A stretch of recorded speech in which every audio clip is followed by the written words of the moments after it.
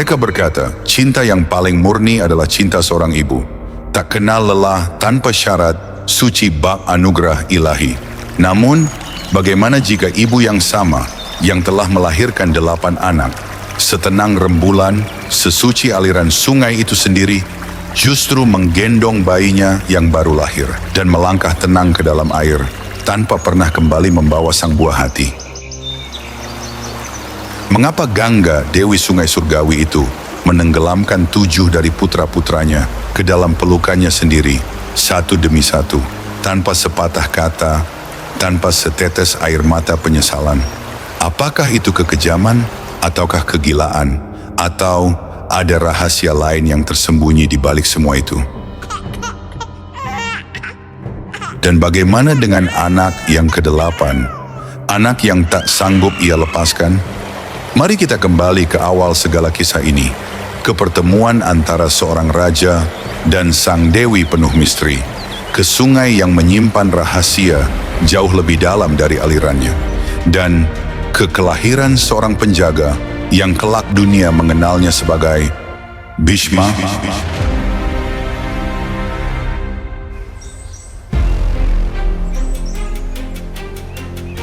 Di pangkuan kemegahan dunia kuno, berdirilah Kerajaan Agung Hastinapura, sebuah pusat keadilan, ketertiban, dharma, dan takdir. Setelah seumur hidup memimpin dengan kebijaksanaan dan keadilan, Raja Pratipa yang mulia dan bijaksana menanggalkan mahkotanya. Ia memilih keheningan hutan, ketimbang gemerlapnya singgasana. Dan demikianlah, di antara putra-putra Raja Pratipa, terpilihlah Shantanu sebagai penerus tahta Hastinapura, meski pada saat itu usianya masih sangat muda. Namun Shantanu memiliki jiwa tua yang bersemayam dalam dirinya. Shantanu memikul beban mahkota dengan keanggunan yang lahir dari darah bangsawan dan pembelajaran luhur. Rakyat mencintainya bukan karena kekuasaan yang ia genggam, melainkan karena keteduhan di matanya, keadilan dalam keputusannya, dan kedamaian yang ia bawa ke negeri yang telah lama dinaungi berkat para dewa. Di bawah pemerintahannya, kemakmuran melingkupi tanah Hastinapura. Ladang-ladang bermekaran, keadilan ditegakkan, sungai-sungai mengalir penuh dan jernih.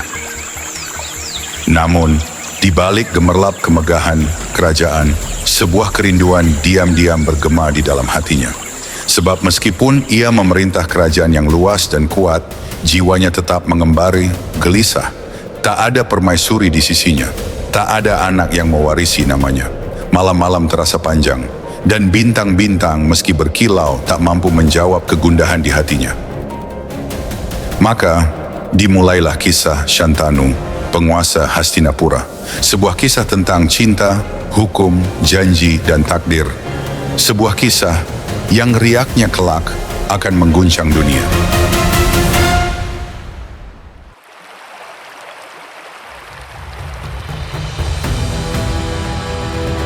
Pagi itu dibalut dalam kilauan emas saat fajar menciumi tepian sungai dan angin berbisik pelan, membawa rahasia yang hanya bisa dipahami oleh aliran air suci itu sendiri.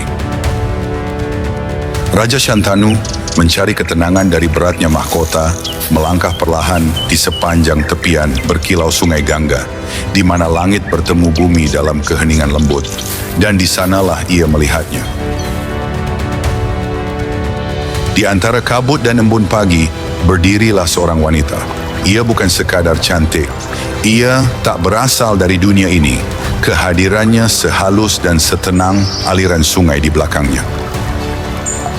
Matanya memantulkan ketenangan bintang-bintang dan kedalaman zaman. Ia menatap Shantanu dan seolah seluruh dunia berhenti bernafas. Burung-burung terdiam, sungai pun seakan memperlambat riaknya. Dan Shantanu, sang raja mulia, mendapati dirinya kehilangan kata-kata. Ia tak bertanya siapa wanita itu, dari mana ia datang, bahkan tak terpikir untuk menanyakan namanya. Hatinya berbicara lebih cepat dari pikirannya, dan tanpa ragu, ia mengajukan satu permintaan. Maukah kau menikah denganku? Maukah kau menjadi ratuku? Dalam satu detik yang seolah abadi, sang raja, pemimpin manusia, penjaga keadilan, bukan lagi seorang penguasa. Ia hanyalah seorang pria, berlutut di hadapan keindahan seorang wanita. Gadis itu tersenyum, lembut, misterius, dan menjawab dengan satu syarat. Ia tak boleh pernah mempertanyakan kata-katanya atau tindakannya, tak peduli seaneh, sekejam, atau setak terduga apapun itu. Cinta tak pernah lahir dari logika, dan hati Shantanu telah lebih dulu menyerah, menerima syarat itu tanpa pikir panjang. Maka dimulailah sebuah cinta yang melampaui batas kehidupan.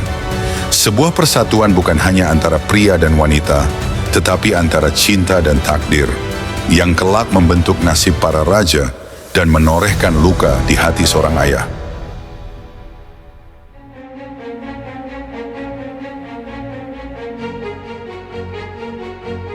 Istana Hastinapura belum pernah mengenal kebahagiaan yang sehening ini. Rajanya yang tercinta telah menemukan cinta, dan wanita misterius yang berjalan di sisinya memancarkan kedamaian yang dapat dirasakan seluruh kerajaan. Namun tak seorang pun dapat menamainya. Ia tak pernah bercerita tentang masa lalunya. Ia tak pernah menuntut gelar apapun. Namun tak ada yang berani mempertanyakan kehadirannya di sisi Shantanu. Mereka hidup dalam keheningan suci. Cinta mereka lembut, dan meski kata-kata jarang terucap, hati mereka berbicara tanpa batas. Waktu pun berlalu dan seorang putra lahir.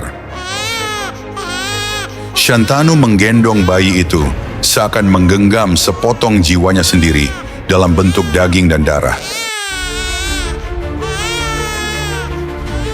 Namun sebelum pesta syukur sempat dimulai, sang ratu melangkah diam-diam menggendong bayi itu ke arah sungai. Dalam heningnya malam, tanpa gemetar dalam langkahnya, ia melepaskan sang bayi ke dalam air, dan sungai menelannya saat itu juga. Shantanu berdiri terpaku, rasa terkejut mencengkeram dadanya, namun ia tak mengucapkan sepatah kata pun. Ia ingat syarat yang telah ia sepakati, untuk tak pernah mempertanyakan tindakannya. Mungkin ada alasan, mungkin ada belas kasih yang belum mampu ia pahami, namun peristiwa itu terjadi lagi, dan lagi. 7 kali anak lahir, 7 kali kepergian tanpa kata, tanpa air mata. Setiap kali, sang ratu tetap tenang, dan Shantanu menanggung semua luka seorang diri. Duka itu perlahan menggoreskan dirinya ke sudut-sudut senyuman sang raja. Menundukkan pundaknya, menghantui malam-malamnya. Ia ingin bertanya, ingin berteriak, namun cinta atau mungkin ketakutan mengikat lidahnya. Sampai akhirnya, anak ke-8 lahir.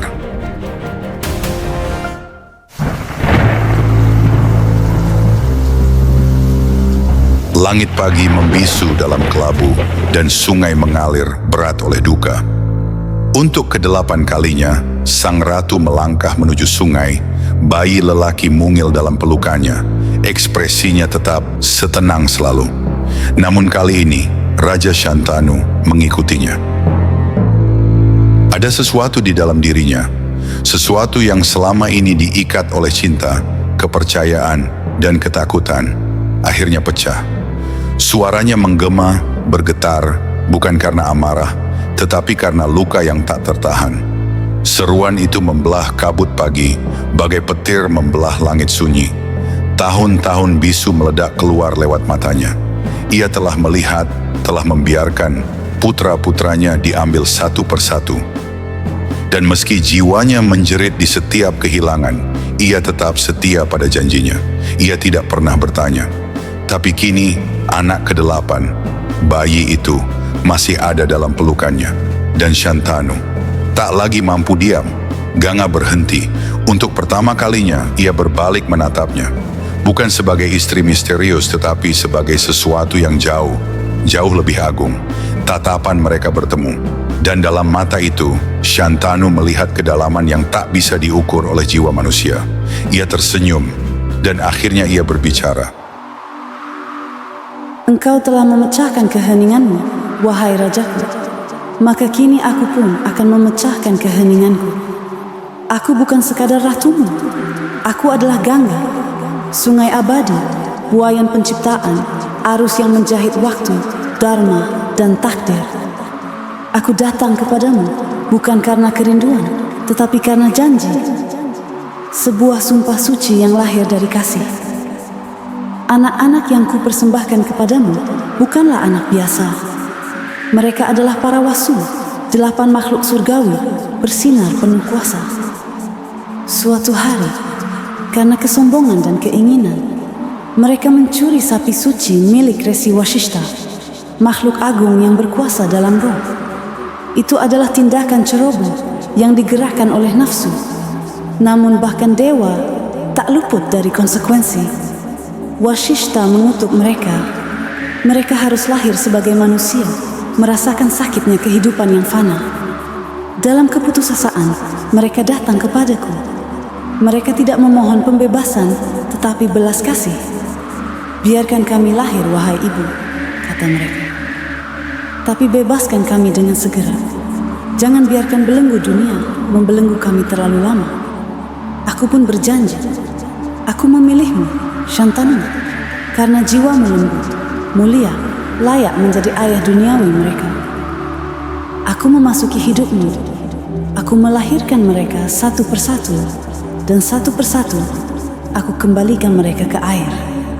Bukan karena kekejaman, tetapi karena kasih yang membebaskan.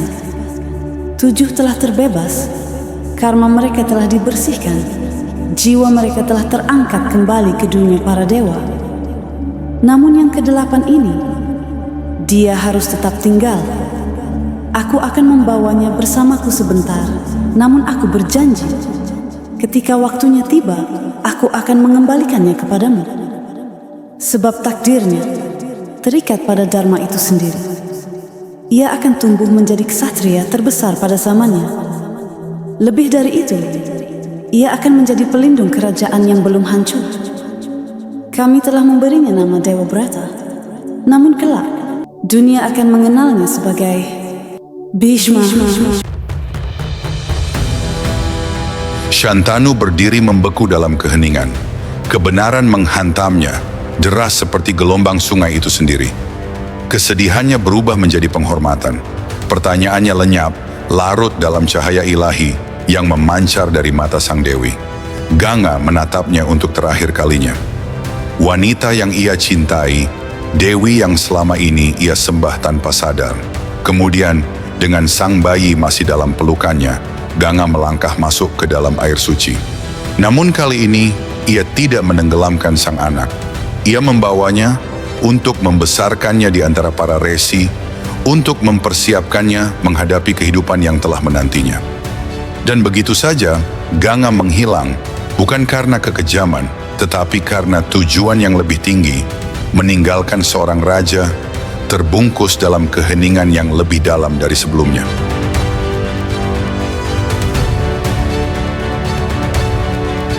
Sementara itu, di tempat di mana keheningan mengayun bintang-bintang dan waktu mengalir bagai mantra suci, Ganga membesarkan putranya. Bukan di istana berlapis emas, tetapi di alam di mana pengetahuan itu sendiri dilahirkan. Sejak pertama matanya terbuka, semesta bersekutu untuk menempa dirinya menjadi lebih dari sekadar seorang pangeran. Di ranah kebijaksanaan, Brihaspati dan Syukracarya mengajarinya Dandaniti, ilmu tentang keadilan, pemerintahan, dan strategi. Ia belajar bukan hanya untuk memerintah, tetapi untuk memahami beratnya setiap keputusan yang harus dipikul seorang raja. Dari Vashishta dan Syawana, para resi bermata abadi, ia menghirup Veda dan Vedanta, napas pengetahuan ilahi itu sendiri. Bersama Sanat Kumara, anak-anak Brahma yang kekal, ia menjelajahi hutan-hutan batin, menyelami arus jiwa yang terdalam. Maranda yang abadi mengajarinya tapa, jalan penyangkalan dan keteguhan. Dan ketika tiba waktunya untuk mengangkat senjata, adalah para Shurama sendiri, penghancur para ksatria yang membentuk Dewa Brata menjadi seorang prajurit berkemauan baja. Indra, Raja para Dewa, menganugerahinya senjata-senjata surgawi, pemberian yang tidak diberikan sembarangan. Demikianlah Dewa Brata dibentuk, oleh waktu, oleh para dewa, oleh takdir itu sendiri. Bukan sekadar untuk hidup, tetapi untuk menanggung beban sebuah kerajaan. Dilahirkan dari arus sungai, ditempa dalam kobaran ujian, dan kelak dimahkotai oleh pengorbanan. Dan video selanjutnya kita akan menyaksikan bagaimana anak keturunan keilahian ini yang ditempa oleh tangan-tangan agung langit akan kembali ke istana Hastinapura dan apa yang akan ia lakukan demi ayahnya, demi kerajaannya, dan demi sebuah sumpah yang akan menggema lintas zaman.